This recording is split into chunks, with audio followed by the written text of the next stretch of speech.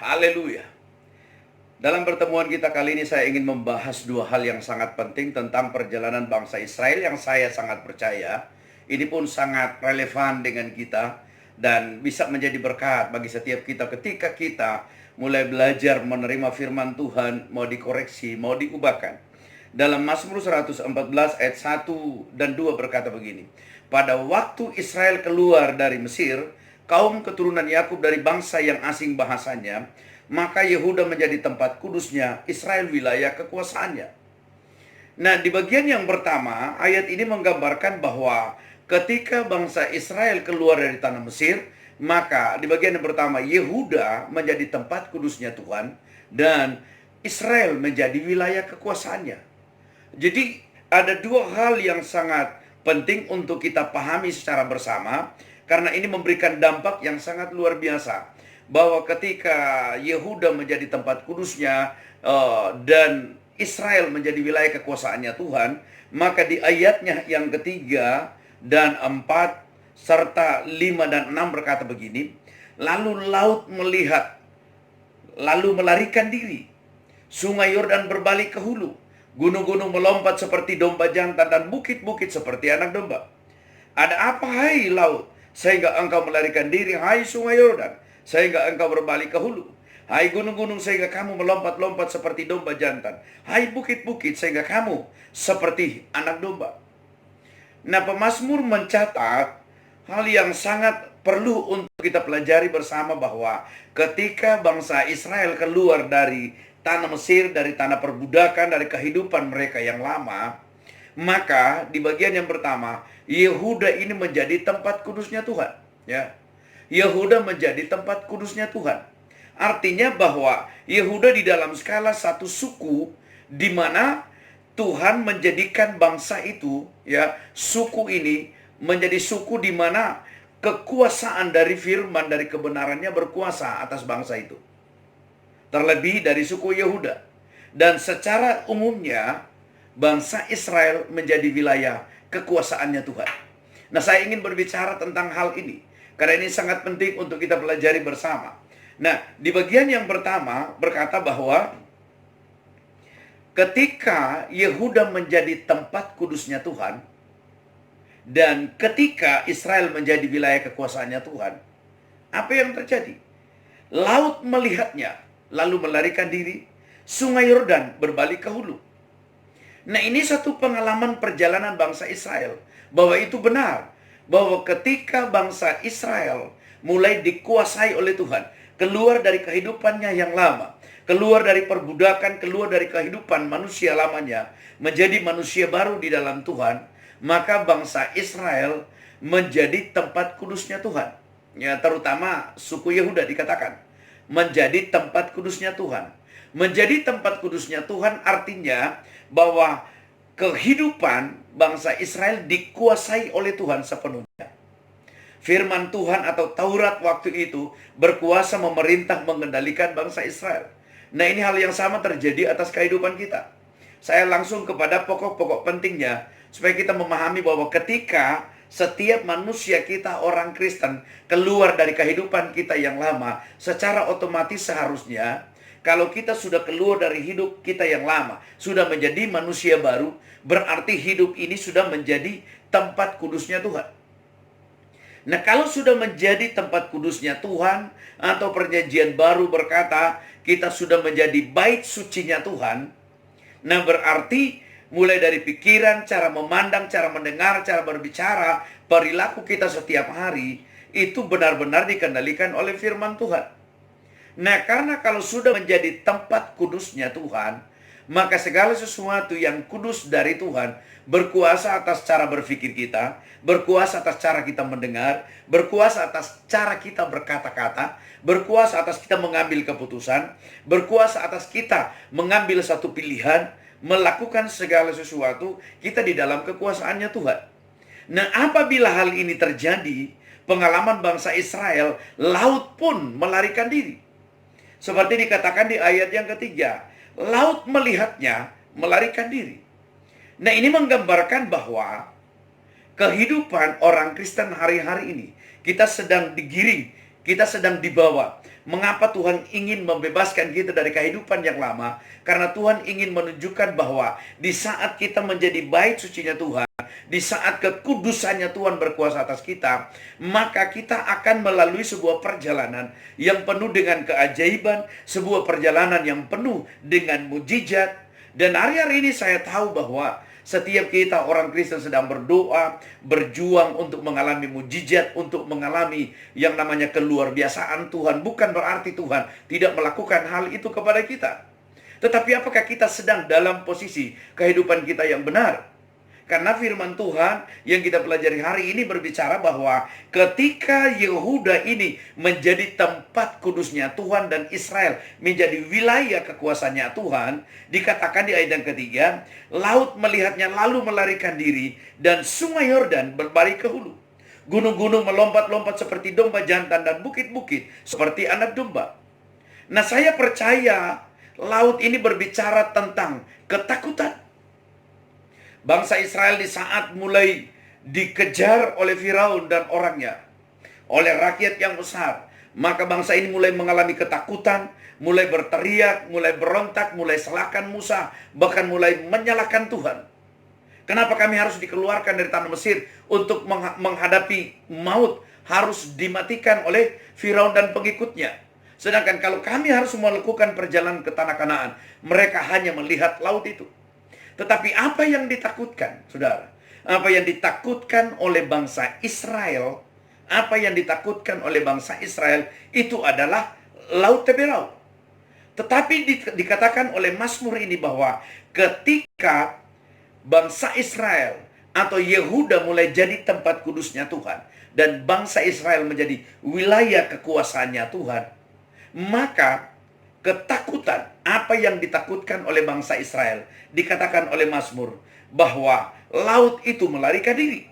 Ya, dikatakan laut melihatnya lalu melarikan diri. Artinya bahwa ini berbicara bahwa apa yang kita takutkan di saat hidupmu di dalam kekudusannya Tuhan, ya, kekudusannya Tuhan berkuasa atas hidup kita, maka musuh kita, apa yang kita takutkan, ya, mau corona, ya, mau kemiskinan, mau kegagalan, mau apapun yang sedang kita hadapi, tantangan yang sedang kita hadapi hari-hari ini, saudara, ini akan terjadi sesuatu yang luar biasa. Saya ingin mengajak kita di dalam satu level kehidupan rohani yang sangat berbeda. Mungkin ini berbicara juga tentang peperangan rohani. Kita sudah berdoa, menengking, menolak, ya, setiap maut, setiap masalah, setiap kesulitan hidup. Tetapi apa yang digambarkan oleh firman di langkah yang pertama bahwa ketika bangsa Israel ini mengalami kekudusannya Tuhan, ya, secara khusus Yehuda, maka laut itu melarikan diri, sungai Yordan itu terbelah dua, dan sungai itu berbalik ke hulu. Ada apa? Ya, pertanyaan Mazmur, ada apa? Nah, rahasianya adalah bahwa ketika kehidupanmu, kehidupan saudara dan saya, ketika kita dikuasai oleh kekudusannya Tuhan, saudara, ya, perhatikan, ketika kehidupan kita dikuasai oleh kekudusannya Tuhan, tidak perlu, ya, kita menengking atau mengusir roh jahat atau musuh maut yang ada di hadapanmu. Di bagian ini firman Tuhan mengajarkan bahwa laut itu melarikan diri, bahkan sungai berbalik ke hulu. Ini berbicara bahwa apa yang engkau takutkan itu akan lari undur dari hidupmu. Saya ingin mengajak kita untuk hidup di dalam kemenangan hari-hari ini, supaya kita tidak menjadi orang yang ciut dan takut dengan apa yang kita hadapi. Tetapi ketika engkau memilih mengikut Tuhan, caranya Tuhan, kebenarannya, kekudusannya berkuasa atas hidupmu, saya percaya firman ini adalah kebenaran. Maka engkau akan melihat keajaiban di dalam dirimu. Apa yang engkau takutkan, itu tidak perlu engkau usir, karena dia akan lari sendiri. Kenapa? Karena dia, masalah, maut, penyakit, apapun yang dilakukan oleh setan, malu melihat, karena hidup kita ini dipenuhi dengan kekudusannya Tuhan. Tetapi ketika kita membuka celah, kita hidup di dalam dosa, kita hidup di dalam ketidakbenaran, kita melakukan setiap hari, melakukan berbagai macam dosa, pemabukan, pesta pora, pelecehan, saudara, fitnah, dusta, kebohongan, seks bebas, mulai terjadi dalam hidup kita. Lalu kita mulai berdoa kepada Tuhan dan kita berharapkan bahwa seluruh tantangan masalah itu harus diusir. Saya memberitahu, di bagian ini saya mengajak kita dalam satu level, satu dimensi yang berbeda. Di mana sudah waktunya gereja Tuhan naik dalam dimensi ini. Di mana kita membangun satu kekudusan dalam hidup kita. Maka saya percaya sesuai dengan firman ini, engkau akan melihat musuh-musuhmu akan lari. Musuh-musuhmu akan malu melihatmu. Kenapa? Karena mereka tidak menemukan celah di dalam diri kita. Rasul Paulus berkata kepada Titus, usahakan engkau menjadi teladan, supaya orang tidak melihat kekurangan dan kelemahanmu dan menolak engkau. Ini hal yang sama. Bagaimana kita harus melakukan firman Tuhan hari ini. Bagaimana kita mengalami suatu perjalanan yang penuh dengan kemenangan. Di langkah yang pertama firman Tuhan mengajar bahwa apabila kehidupan kita dikuasai oleh kekudusannya Tuhan, maka lawanmu akan lari. Bahkan kitab Mazmur ini, penulis Mazmur ini begitu sangat luar biasa, melukiskan dengan suatu kata yang sangat ajaib. Dia berkata, laut melihatnya lalu melirikan diri, dan sungai Yordan berbalik ke hulu. Gunung-gunung melompat seperti domba jantan, dan bukit-bukit seperti anak domba. Dan pertanyaannya seperti ini, saudara, ada apa hai laut sehingga engkau melarikan diri? Hai sungai Yordan, sehingga engkau berbalik ke hulu? Itu sebuah pertanyaan dari kitab Mazmur. Artinya bahwa kenapa masalah, ya? Kenapa maut? Kenapa tantangan, ya? Kenapa virus yang hari-hari ini sedang kita hadapi, yang menakutkan hidup kita? Tetapi ketika engkau di dalam kekudusannya Tuhan, engkau, ya, saudara dan saya bisa juga bertanya seperti Mazmur ini, hai, kenapa engkau penyakit? Mengapa engkau maut? Mengapa engkau virus? Mengapa engkau kemiskinan? Mengapa engkau masalah? Tiba-tiba engkau menjauh dariku. Karena masalah malu melihat kehidupan kita benar. Ya, maut sendiri takut melihat karena ada Yesus, ada kekudusannya berkuasa atas hidup kita. Mari kita mengarahkan cara berpikir kita yang baru. Saya ingin mengajak kita di dalam mindset, ya, cara berpikir yang baru, bahwa sudah waktunya gereja mengalami suatu dimensi, suatu level yang baru. Kita melihat bahwa di dalam peperangan rohani, ternyata satu pengalaman yang dialami oleh bangsa Israel, bahwa ketika bangsa ini mulai dikuasai oleh Tuhan, mereka meninggalkan kehidupan Mesir. Ini berbicara tentang kehidupan lama, kehidupan manusia lama mereka, mulai dilepaskan, mulai ditinggalkan. Maka bangsa Israel mulai dikuasai oleh kekudusnya Tuhan. Maka apa yang mereka takutkan, apa yang mereka menggoncangkan iman mereka, kini lari dan malu melihat mereka. Kenapa? Karena laut Teberau saja takut, ya, melihat Tuhan yang berkuasa atas bangsa Israel. Dan saya percaya bahwa di dalam 1 Korintus 3:16, kita ini adalah bait sucinya Tuhan, ya, atau tempat kudusnya Tuhan di dalam perkataan kitab Mazmur. Hal yang sama, kalau hidupmu, ya, engkau adalah bait suci Tuhan. Kepahitan, kesombongan, kekhawatiran, ketakutan, ya, kebencian, iri hati yang ada di dalam dirimu itu dicabut keluar dan menempatkan firman Tuhan di dalam hidupmu, dan hidupmu menjadi tempat kekudusannya Tuhan. Saya percaya engkau akan melihat musuh-musuhmu akan lari melihat engkau. Nah, di bagian yang kedua berkata seperti ini, Yehuda menjadi tempat kudusnya dan Israel menjadi wilayah kekuasaannya. Artinya bahwa Israel ini sudah berbicara secara global, secara umum, ya, secara umum. Israel menjadi wilayah kekuasaannya Tuhan, artinya, ya, artinya ini berbicara bahwa kalau Indonesia menjadi wilayahnya Tuhan, kalau Sulawesi Utara menjadi wilayahnya Tuhan, bahkan kalau saya ini orang Talaut, ya, kalau Porodisa ini menjadi wilayahnya Tuhan, maka saya percaya, ya, saya percaya COVID, pandemi, virus ini, saudara, itu akan malu melihat Indonesia, akan malu melihat Sulawesi Utara. Nah, kenapa? Karena Indonesia penuh dengan kemuliaan Allah. Karena Indonesia sudah menjadi wilayah kekuasaannya Yesus Kristus. Nah, ini yang harus kita perhatikan. Ini yang perlu kita renungkan. Apabila gereja-gereja Tuhan atau Yehuda menjadi tempat kudusnya Tuhan, dan Indonesia ini menjadi wilayahnya kekuasaannya Tuhan, Maka kita perlu juga berkata, seperti Mazmur berkata, ada apa hai engkau virus? Ada apa engkau penyakit? Ada apa engkau bencana? Kenapa engkau melarikan diri? Nah, bukan karena kita hebat, tetapi semua bencana itu ketika melihat Yesus Kristus berkuasa atas hidup kita, hati kita penuh dengan pujian pengagungan, hati kita penuh dengan kebenaran, kekudusannya Allah berkuasa atas hidup kita, maka musuh-musuh kita, maut, kematian, bencana, apapun yang sedang terjadi, saudara, itu akan lari dengan sendirinya, malu melihat kita. Ya mungkin di dalam rumah, bahkan dalam rumah tanggamu, pribadimu, pelayanan, pekerjaan, atau perusahaanmu mulai mengalami masalah. Saya memberitahu, buatlah hidupmu dikuasai oleh kekudusannya Tuhan. Itu pertama. Kedua, wilayah ini atau teritorial ini berbicara bahwa dimanapun engkau beraktivitas, dimanapun engkau melakukan pekerjaanmu, baik di perusahaan, di kantor, di rumah, dimanapun Anda berada melakukan pekerjaanmu, belajarlah daerah di mana engkau bekerja, jadikan itu wilayah kekuasaannya Tuhan. Artinya bahwa mengenal Tuhan, melakukan kebenaran, tidak harus di tempat-tempat yang khusus, tetapi mengenal Tuhan kemanapun kita berada, jadikan itu wilayah di mana Tuhan berkuasa atas hidup kita.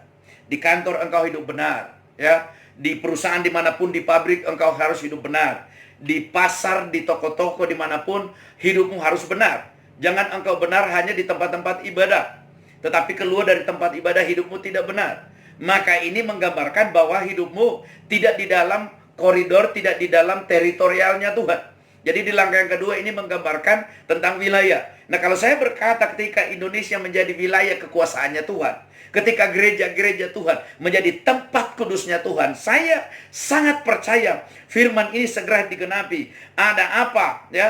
Laut melarikan diri. Ada apa? Kenapa sungai Yordan engkau berbalik ke hulu? Ayat 5 berkata begini, ada apa hai laut sehingga engkau melarikan diri? Hai sungai Yordan sehingga engkau berbalik ke hulu? Hai gunung-gunung sehingga kamu melompat-lompat seperti domba jantan. Hai bukit-bukit sehingga kamu seperti anak domba. Nah, ini menggambarkan bahwa gunung-gunung, bukit-bukit itu masalah. Itu tantangan. Mungkin di dalam rumah tangga kita punya masalah. Dimanapun engkau masalahmu yang ada. Saya beritahu, mari kembali. Bahwa kalau engkau keluar dari Mesir, bertobat dari kehidupanmu yang lama, memberikan hidupmu dikuasai oleh kekudusannya Tuhan, saya percaya musuhmu, masalahmu akan lari dan malu melihat engkau. Suatu waktu raja yang ada di Filistin melihat Ishak dan istrinya, karena orang berkata istrinya Ishak itu sangat cantik. Dan di waktu ditanya oleh orang-orangnya raja ini, mereka berkata, Ishak berkata bahwa itu saudaranya. Dan akhirnya saudara, suatu waktu raja ini menjenguk, ternyata Ishak dan istrinya sedang dengan Ribka ini sedang bercumbu-cumbuan. Akhirnya raja ini memanggil, kenapa engkau mendustai aku? Aku melihat engkau begitu sangat mesra dengan, ternyata itu adalah istrimu.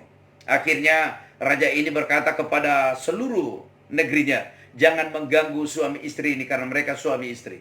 Artinya saudara, saya ingin menggambarkan di bagian yang terakhir ini adalah bagaimana ketika raja ingin memisahkan atau mengganggu rumah tangga Ishak ini, tetapi karena dilihat dia dapat menjenguk, melihat dari jauh ternyata mereka bercumbu-cumbuan, terjadi ada hubungan romantis suami istri, maka raja ini tidak mengganggu. Ini menggambarkan bahwa apabila hubungan suami istri itu sangat akur, itu sangat romantis, maka iblis tidak akan pernah mengganggu. Bahkan dia malu melihat rumah tanggamu. Jadi kenapa perceraian itu bisa terjadi? Oleh karena di dalam rumah tangga kita membuka peluang untuk iblis masuk di dalam hidup kita. Tetapi saya percaya ketika rumah tangga kita, kehidupan kita, pribadi kita, pekerjaan kita, itu menjadi wilayah kekuasaannya Tuhan. Artinya di rumah engkau hidup benar, di kantor engkau hidup benar, dimanapun dalam perjalanan engkau hidup benar. Artinya itu berbicara bahwa dalam wilayah kekuasaannya Tuhan, saya percaya musuh-musuh kita akan lari dengan sendirinya. tanpa engkau harus mengusirnya, tanpa engkau mungkin menangis di hadapan Tuhan, Tuhan, Tuhan tolong, ya. Tidak perlu melakukan hal itu. Cuma dua hal. Yang pertama, jadikan kehidupanmu tempat kudusnya Tuhan. Dan di bagian yang kedua, ya saudara, wilayah. Artinya kehidupanmu dikontrol di dalam teritorialnya Tuhan. Dan ini pun berbicara apabila Indonesia menjadi wilayah kekuasaannya Tuhan. Saya percaya Indonesia akan penuh dengan kemuliaan Allah. Dan apapun bencana di bangsa ini akan dibebaskan. Bahkan bencana akan undur sendiri. Karena mereka melihat ada Yesus yang berkuasa atas bangsa ini. Ada Yesus yang berkuasa atas negeri kita. Ada Yesus yang berkuasa atas rumah tanggamu. Ada Yesus yang berkuasa atas hidupmu. Musuh-musuhmu, ya, masalahmu, apapun yang kita hadapi akan undur dengan sendirinya. Kita tidak perlu capek. Yang perlu kita lakukan cuma dua hal. Jadikan hidup kita di bagian yang pertama, tempat kudusnya Tuhan. Dan kedua, jadikan aktivitas hidup kita ada di dalam area, ada di dalam teritorialnya Tuhan. Supaya ya engkau tidak menyimpang dari kebenaran. Maka kebenaran firman Tuhan ini digenapi. Musuh-musuh akan lari. Dia akan malu melihat kita. Dan saya sangat yakin ketika engkau mempercayai, mengerti, memahami secara benar firman Tuhan ini, maka engkau akan melihat kehidupanmu diubahkan oleh Tuhan. Engkau akan mengalami sesuatu yang baru dalam Tuhan. Puji Tuhan. Ini firman Tuhan yang saya bisa bagikan. Biarlah itu menjadi berkat bagi setiap kita yang mendengar, yang mempercayai bahwa firman itu sanggup memerdekakan hidup kita. Shalom.